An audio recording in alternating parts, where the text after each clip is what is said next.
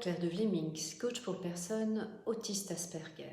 Nous avons vu dans les dernières vidéos que l'on peut être otage d'une relation ou de soi-même et je vous ai expliqué que l'antidote à la prise d'otage est la création ou le maintien du lien. Dans les prochaines vidéos, nous allons voir le cycle du lien et je vous expliquerai ce qu'il se passe quand le lien que l'on a avec d'autres ou avec soi-même est abîmé ou qu'il est brisé. Kohlrieser nous explique que le cycle du lien est un concept puissant et fondamental pour expliquer la motivation humaine, car une personne qui n'est pas reliée à d'autres reste détachée, et cela peut se manifester par des problèmes physiques ou des problèmes psychologiques. Le lien est donc une forme de communication psychobiologique dont nous n'avons pas nécessairement conscience.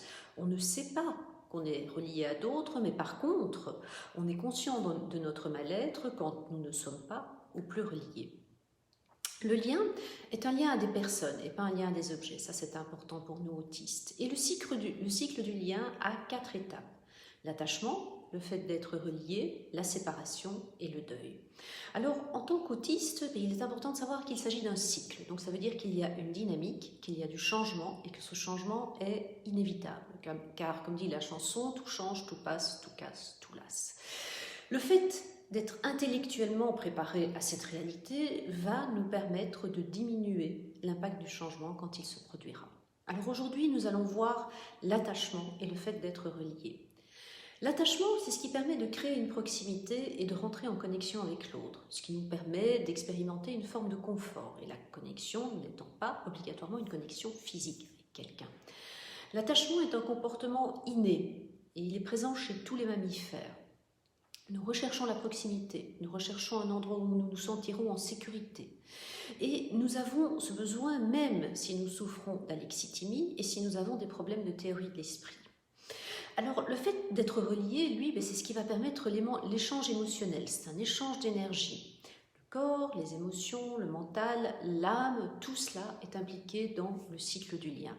Et les personnes qui ne sont pas conscientes de leurs émotions ou qui bloquent leurs émotions vont être limitées dans leur capacité à tisser un lien, et donc vous comprenez pourquoi les autistes alexithymiques ont des difficultés pour rentrer en relation avec les autres. Alors quand on veut se relier aux autres, on a besoin d'exprimer de l'énergie et de la chaleur. Ce qui n'est pas toujours facile pour nous, parce que nous, notre corps peut paraître rigide, on ne regarde pas toujours les gens, on ne les touche pas toujours, et donc c'est ça qui va créer notre difficulté à faire du lien.